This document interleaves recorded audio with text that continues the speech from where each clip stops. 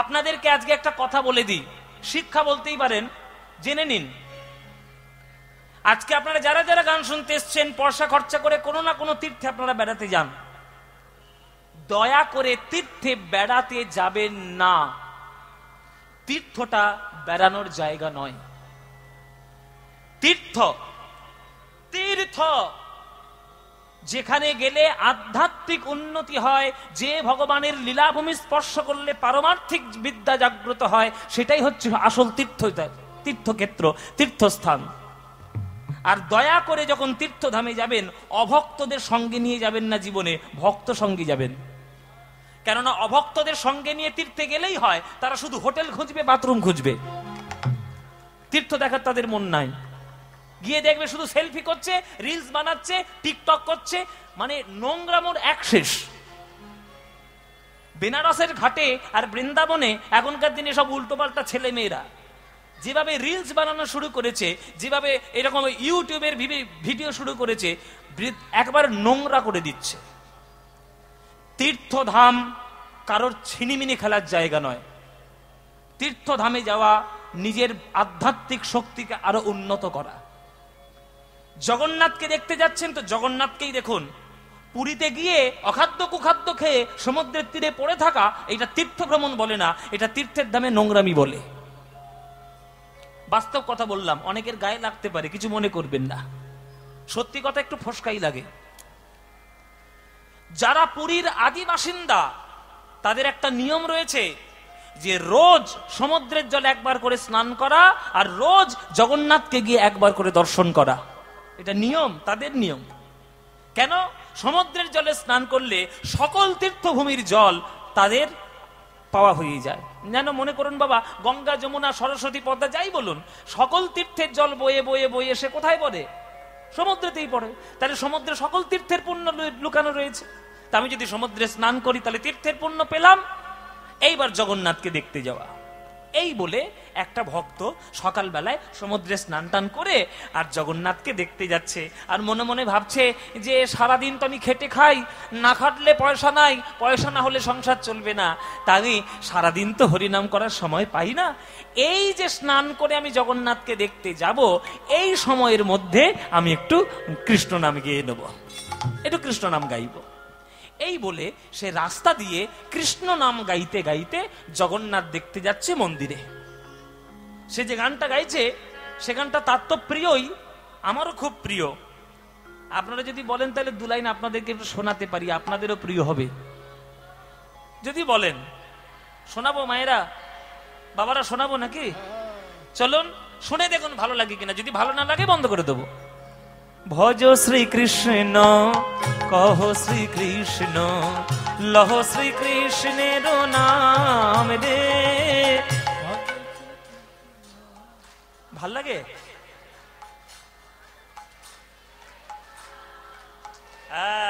ভালো না লাগলে আর হাততালি দিয়ে গাইছে। ও মাইরা, তাহলে এই যে গানটা তোমরা গাইছো, সবাই মিলে করতালি দিয়ে এমন গাওয়া গাইবে যাতে টাউনের সব লোক এইখানে চলে আসে। যে কিসের ঝামেলা হচ্ছে বিদ্যাসাগর হলে, এসে দেখবে কীর্তন হচ্ছে, কোনো ঝামেলা নাই। চলো বলো দেখি সবাই মিলে করতালি দিয়ে, ভজ শ্রীকৃষ্ণ কহ শ্রীকৃষ্ণ, লহ শ্রীকৃষ্ণের নাম রে। বলো ভজ শ্রী।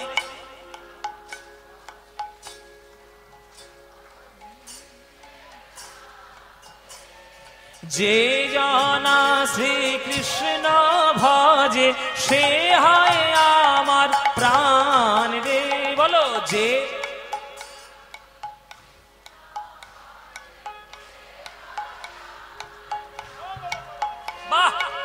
যে জনা শ্রীকৃষ্ণ ভজে, সে হয় আমার প্রাণ রে।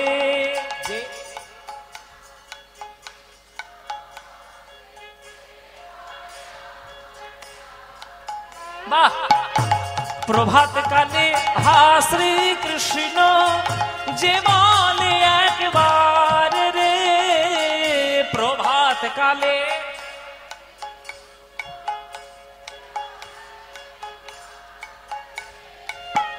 প্রভাত কালে হা শ্রীকৃষ্ণ, যে বলে একবার রে।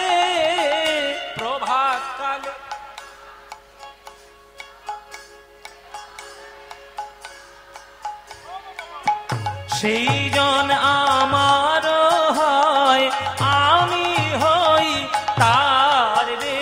বলো, সেই জন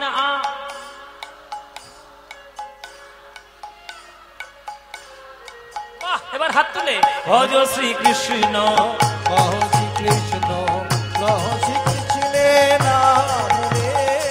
ভজ শ্রীকৃষ্ণ, কহ শ্রীকৃষ্ণ, কহ শ্রীকৃষ্ণের নাম রে। আহা যে জনা শ্রীকৃষ্ণ ভজে, সে হয় আমার প্রাণ রে। যে জনা শ্রীকৃষ্ণ ভজে, সে হয় আমার প্রাণ রে। ভজ শ্রীকৃষ্ণ, কহ শ্রীকৃষ্ণ, লহ শ্রীকৃষ্ণের নাম রে।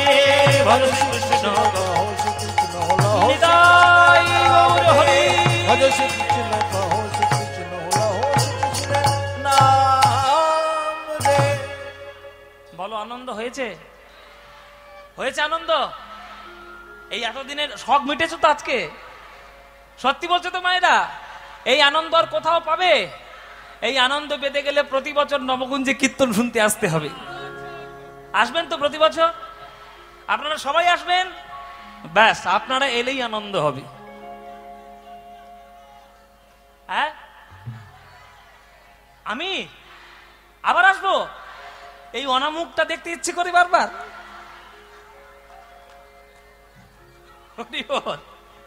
প্রভু কৃপা করলে, আমার সময় সুযোগ হলে আমি নিশ্চয়ই আসবো। আপনারাও যেমন আমাকে ভালোবাসেন, আমি যদি ভালো শ্রোতা পাই আমি সেখানেও বারবার যাওয়ার চেষ্টা করি। আপনারা কীর্তন শুনতে ভালোবাসেন, আগ্রহ নিয়ে ছুটে আসেন। আমার সুযোগ সময় হলে আমি নিশ্চয়ই আসবো মেদিনীপুর নবকুঞ্জে, আপনাদের কোনো চিন্তা নাই। আমাদের মধুসূদন বাবু সমস্ত কর্তৃপক্ষ ঠিক নিয়ে আসবে আমাকে, কোনো চিন্তা নেই। আসবো, নিশ্চয়ই আসবো। কিন্তু আমার কথা, পৃথিবীতে যত আনন্দের গান রয়েছে, সে কাঁচা বাদাম থেকে শুরু করে ঘুপ ঘুপ ডিজে, যতই ঘুপ ঘুপ ডিজে। এখনকার দিনে আনন্দ মানেই দেখবেন যত পুজো পার্বণ হচ্ছে, আনন্দ, চলো ডিজে বাজাও, ঘুপ ঘুপ ঘুপ, শুরু হয়ে গেল আনন্দ। ও যে কি আনন্দ হয় তাতে আমার মাথায় ঢোকেনি। ওতে হার্টের প্রবলেম হচ্ছে, কানের প্রবলেম হচ্ছে, মাথার দবারবা হচ্ছে, তবু বলে আনন্দ হচ্ছে। কিন্তু জেনে রাখবেন, যতই আধুনিকতা হোক না কেন আর যাই হোক না কেন, কীর্তনের মতো আনন্দ না কোনোদিন ছিল আর না কোনোদিন কীর্তনের মতো হবে। কীর্তন চিরকাল থাকবে এইভাবে ভক্তদের মধ্যে আনন্দের জন্য।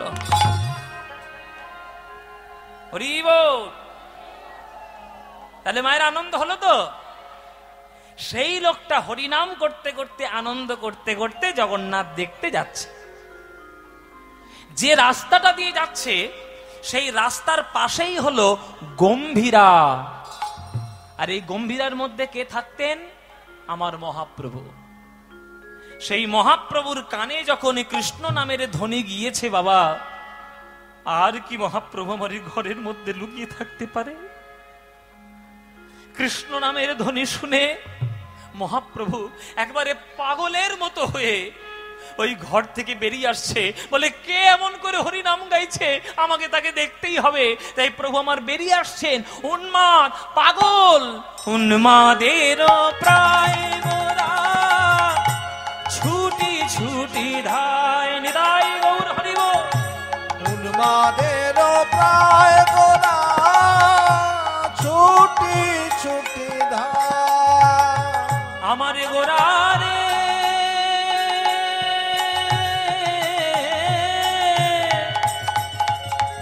আমার গোরা রে।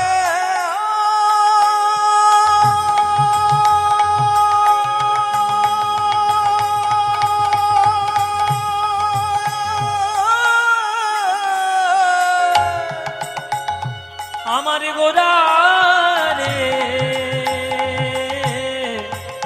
আমার গোরা রে, উন্মাদের প্রায় গোরা, ছুটি ছুটি ধায়। পাগল, পাগল, পাগলের মতো বেরিয়ে এসেছে। এসে কি করছে জানো? যে লোকটা হরিনাম করতে করতে যাচ্ছে, 7 দিন যদি কেউ ভাত না খেতে পায়, সেই না খাওয়া ব্যক্তির সামনে যদি কেউ এক থালা ভাত নিয়ে ছুটে যায়, সেই ক্ষুধার্ত ব্যক্তিটি কেমন ভাবে ছুটে আসে ওই ভাতের দিকে। ওই অন্নটা দেখতে পেলে সে পাগল হয়ে যায়, তখন ক্ষুধা নিবৃত্তির জন্য সে উন্মাদ হয়ে ওই ভাতের থালার, অন্নের থালার উপরে আছাড় খেয়ে পড়ে। আমার মহাপ্রভু হচ্ছেন কৃষ্ণ নামের পাগল, তার সামনে যদি কেউ কৃষ্ণ নাম করে আর কি মহাপ্রভু থাকতে পারে গো? ঘর থেকে বেরিয়ে এসছে প্রভু আমার, এসে যে লোকটা হরিনাম করছে, যে করে গোবিন্দ নাম প্রভু আমার, যে করে গোবিন্দ নাম প্রভু ধরে তার পায়ে, কি লীলা রে, হরি বল হরি বল। গোবিন্দ নাম ধরে তার পায়ে, ওগো যে করে গোবিন্দ নাম ধরে তার পায়ে, যে করে গোবিন্দ নাম ধরে তার পায়ে। যে লোকটার পায়ে জড়িয়ে ধরেছে মহাপ্রভু, সেই লোকটা কিন্তু পরম ভক্ত। পড়াশোনা শেখে নাই, গান বাজনা শেখে নাই, শাস্ত্র শেখে নাই, রামায়ণ মহাভারত ভাগবত কিচ্ছু জানে না, কিন্তু লোকের মুখে শুনেছে যেই কৃষ্ণ সেই নাকি গৌর। সেই গৌর যদি আমার পায়ে পড়ে কাঁদে আমার কেমন লাগে। সে ভক্ত চমকে উঠেছে, প্রভু এ আপনি কি করছেন, আমার চরণ ধরেছেন, ছি ছি ছি ছি ছি, আমার চরণ ধরলে আমি নরকে যাব প্রভু, আপনি হলেন ভগবান, আপনার চরণ তো আমরা ধরবো, আপনি আমার চরণ ধরেছেন, ছেড়ে দিন প্রভু, আমার নরকে জায়গা হবে না। কিন্তু প্রভু চরণটা জড়িয়ে ধরেই আছে, না আপনাকে ছাড়বো না। চরণে জড়িয়ে ধরে মহাপ্রভু বলছেন, ওগো ভক্ত, তুমি যখন আমার কৃষ্ণের নাম করেছ, তুমি যখন হরিনাম গাইতে গাইতে যাচ্ছ, তাহলে আমার কৃষ্ণের খবর তুমি নিশ্চয়ই জানো, তাই তোমার দুটো হাতে ধরি, পায়ে পড়ি, জানো যদি আমায় বলে দাও গো, জানো যদি আমায় বলে দাও গো, জানো যদি আমায় বলে দাও গো, জানো যদি আমায় বলে দাও গো, আমি কেমন করে পাবো তারে, জানো যদি আমায় বলে দাও গো, আমি কেমন করে পাবো তারে, জানো যদি আমায় বলে দাও গো, আমি কেমন করে পাবো তারে, যে নাম ঘরের বাহির করে, কেমন করে পাবো তারে, যে নাম ঘরে বাহির করে, কেমন করে পাবো তারে, রাধা ভাগে গৌর বলে, কেমন করে পাবো তারে, রাধা ভাবে গৌর বলে, কেমন করে পাবো তারে, মুখে হরি হরি হরি বলে, কেমন করে পাবো তারে, কৃষ্ণ কৃষ্ণ কৃষ্ণ বলে, কেমন করে পাবো তারে, হরি হরি হরি বলে, কেমন করে পাবো তারে। ওগো জানো যদি আমায় বলে দাও গো, জানো যদি আমায় বলে দাও গো। একটা সাধারণ লোকের পায়ে জড়িয়ে ধরে প্রভু কাঁদছে আর বলছে, প্রভু কোথায় বলে দাও। এই ভাবটি দর্শন করছে মহাপ্রভুর দুই ভক্ত, স্বরূপ দামোদর, রামানন্দ রায়।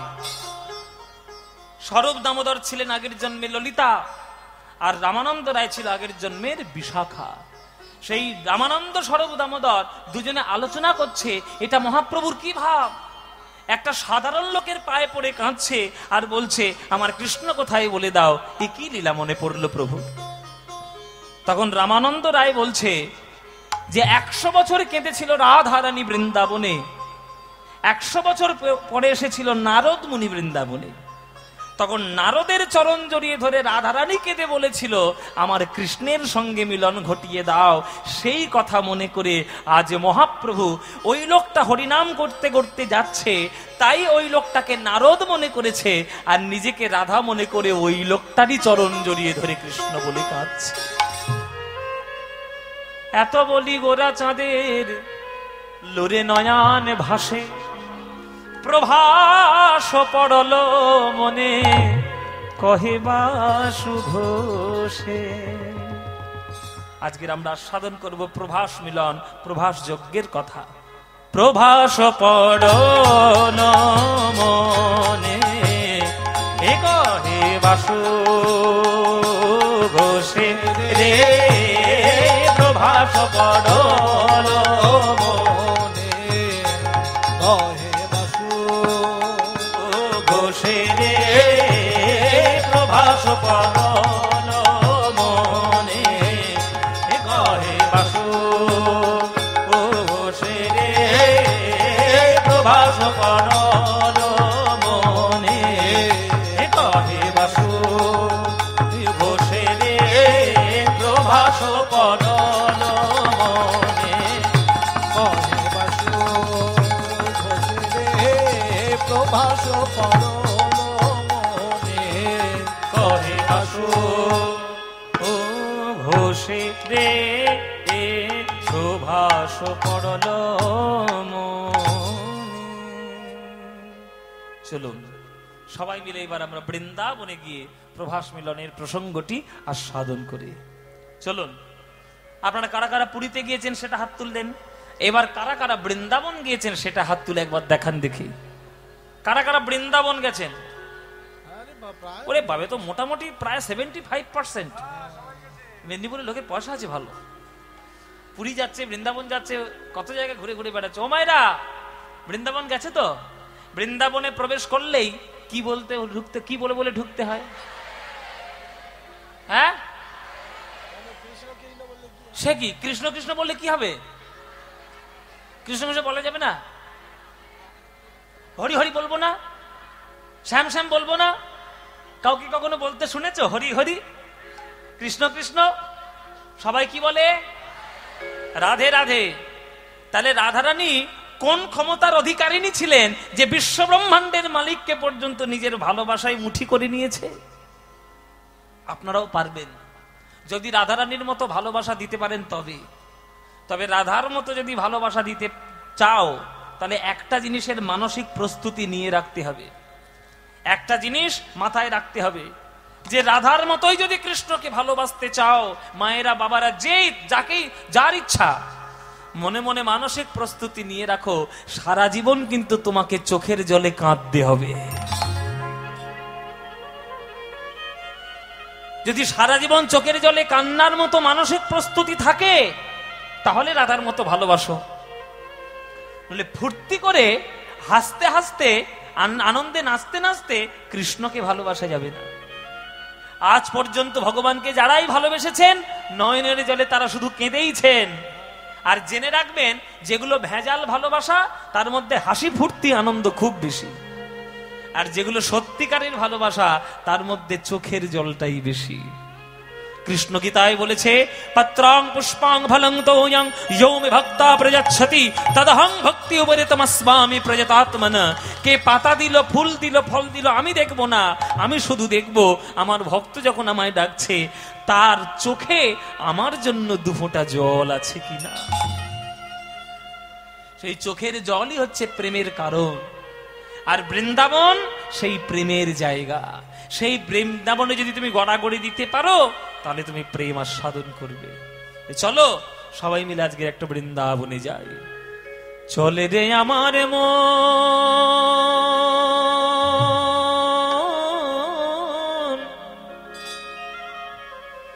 মধুর বৃন্দাবন,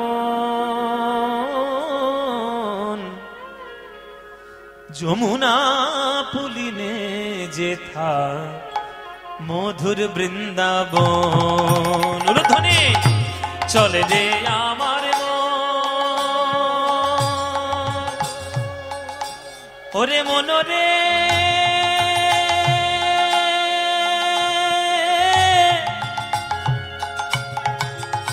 ওরে মনরে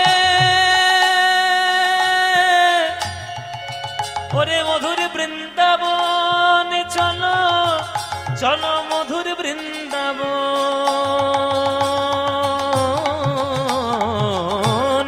চলে রে আমার মন মধুর বৃন্দাবন, যমুনা পুলিনে যেথা মধুর বৃন্দাবন। ধ্বনি চলে রে আমার মন মধুর বৃন্দাবন, যমুনা পুলিনে সেথা মধুর বৃন্দাবন। সেথায় যাবি প্রেম কুড়াবি। পামাগারে সারে নিরে সা, মামাগারে পামাগারে সারে নিরে সারে নিজা দানি পদ মাপ গামা পা। সেথায় যাবি প্রেম কুড়াবি। রাধা কৃষ্ণের দেখতে পাবি।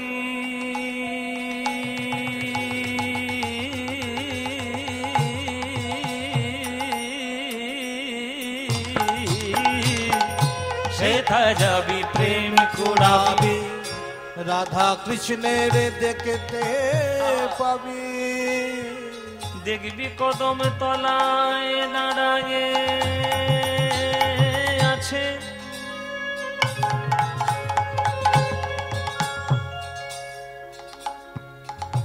কদম তলায় দাঁড়ায়ে আছে।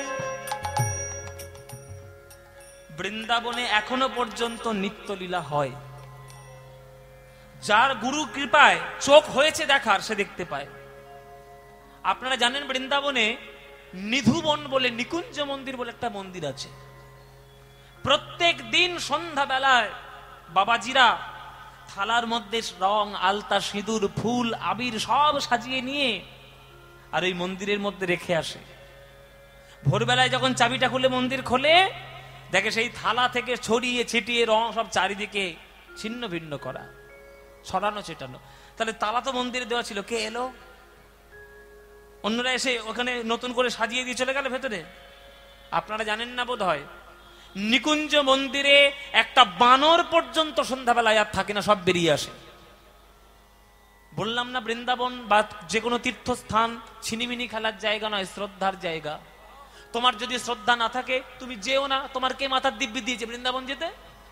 দূর হও, বৃন্দাবন থেকে দূর হও। বেড়ানোর জায়গায় বেড়াতে যাও, দীঘায় যাও, পুরী যাও, আমার দীঘায় যাও, ওই দার্জিলিং যাও, সিমলা যাও, ব্যাংকক যাও, গ্যাংটক যাও, হনুলুলু যাও।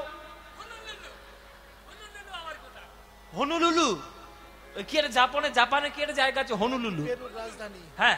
তা বেড়ানোর জায়গায় বেড়াতে যাও। কে বলেছে বৃন্দাবন যেতে? বৃন্দাবন যাবে সাধকদের সাধন ভূমি, সেখানে তুমি নষ্ট করবে, এই অধিকার তোমাকে কেউ দেয়নি। তাই বৃন্দাবনে রাধা কৃষ্ণের লীলা রোজ হয়, নিত্য হয়। যারা সঠিক বিশ্বাসে সেই হৃদয়ের মধ্যে শ্রদ্ধা রাখতে পারে তারা দেখতে পায়। আর যারা দেখতে পায় তারা কি দেখে জানো মায়েরা? সেথায় যাবি প্রেম কুড়াবি, রাধা কৃষ্ণের দেখতে পাবি। সেথায় যাবি প্রেম কুড়াবি, রাধা কৃষ্ণের দেখতে পাবি। দেখবি কদম তলায়, কদম তলায়, কদম তলায় দাঁড়ায়ে আছে।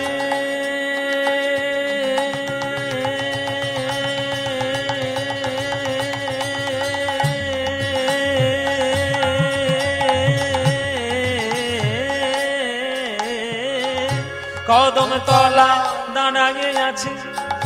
পানি সামাগারে মামা গামাগারে মামা গামাগারে পামা গামাগারে গাগারে জানে রে জানে দানে জানে জা দাদা নি জানে জা দাদা নি জানে নে বাবা দা মানে দানে বাদা মাপা গামা পাদা নে নে জা পাদা নে নে জানে সা। কদম তলায় দাঁড়ায়ে আছে আমার মদন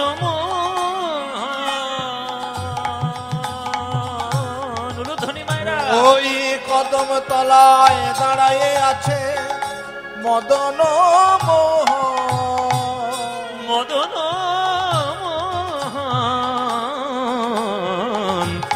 যমুনা পুলিনে যেথা মধুর বৃন্দাবন।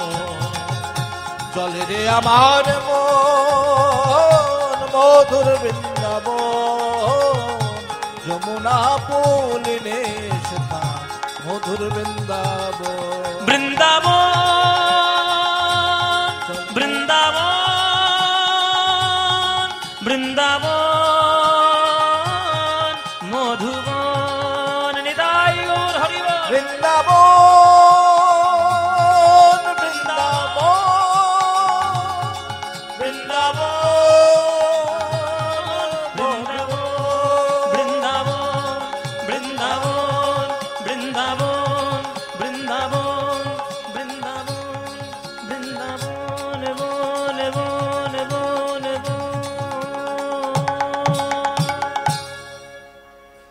সবাই বলুন বৃন্দাবন ধাম কি, জয়। বৃন্দাবন ধাম কি, বৃন্দাবন ধাম কি, শ্রীমতী রাধা রানী কি, শ্রীমতী রাধা রানী কি, শ্রীমতী রাধা রানী কি। बोलो प्रेम से राधे राधे, बोलो राधे राधे, बोलो राधे राधे। वृंदावनं सखी भूव वितनोति कीर्तिं, यद देवकी सुत पदाम्बुजलब्ध लक्ष्मी, गोविंद वेणुमनमत्त मयूर नृत्यं, प्रेक्षादि सान्य परतान्य समस्त सत्वम। আমরা এলাম মধুময় শ্রীধাম বৃন্দাবন, দেখব প্রভাস মিলন, প্রভাস যজ্ঞের কথা।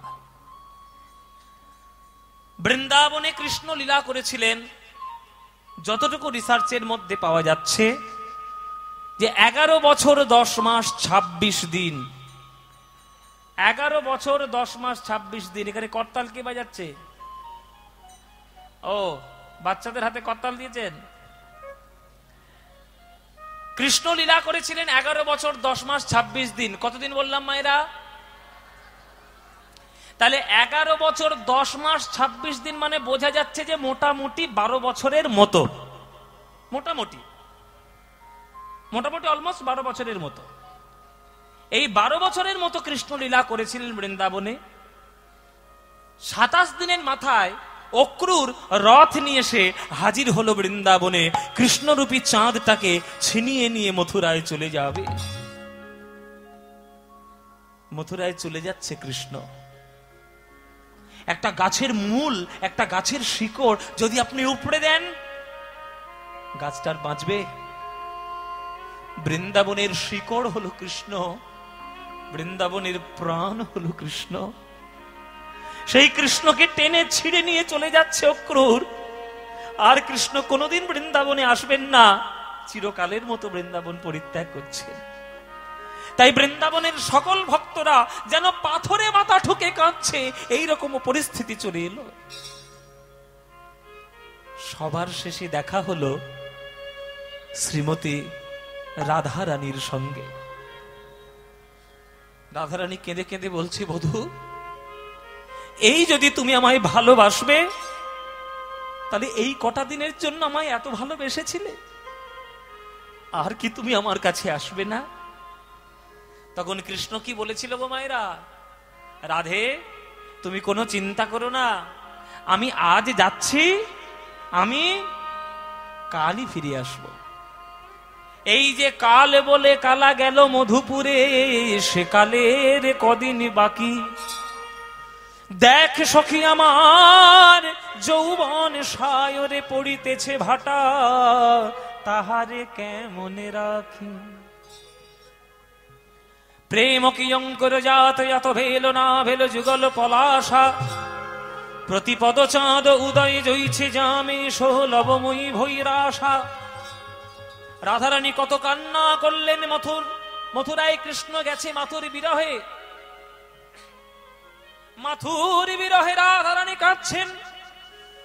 তাহলে যে রাধারানী কৃষ্ণের শ্রেষ্ঠ ভক্ত, যে কৃষ্ণ রাধারানীকে ছাড়া কিছুই জানেন না, আজকে সেই রাধারানীকে 100 বছরের জন্য কাঁদতে হলো। কেন? কেন কাঁদতে হলো? মায়েরা, পাপ বাপকেও ছাড়ে না।